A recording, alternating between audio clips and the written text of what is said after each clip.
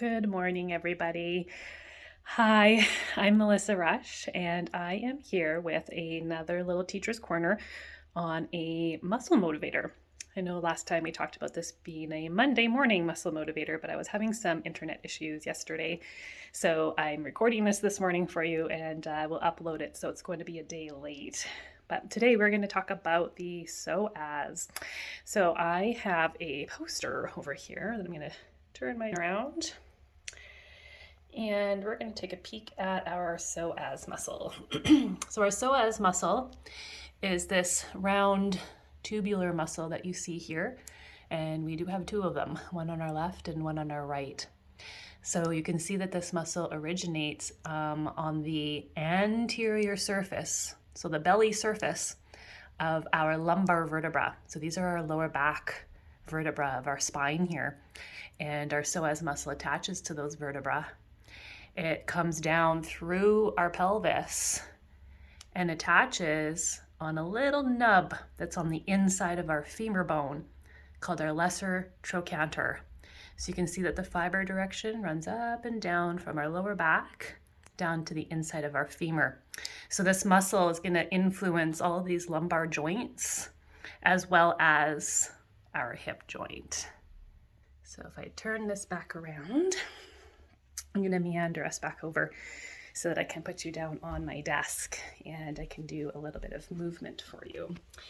So if we now know where our psoas muscle starts and ends, we can start to think about it concentrically and eccentrically contracting. So if I'm thinking about my lumbar vertebra and that little bony bit on the inside of my femur, if those 2 points are coming together, you can see how it would kind of pull my lower back down, and it would also create hip flexion. So our psoas muscle is one of our main hip flexors. Now, of course, we do have other muscles that flex our hip as well, so this would work as a synergist to that muscle, those muscles as well. Eccentric contraction of our psoas is going to look like our lumbar vertebra and that inner side of our thigh kind of pulling away from each other.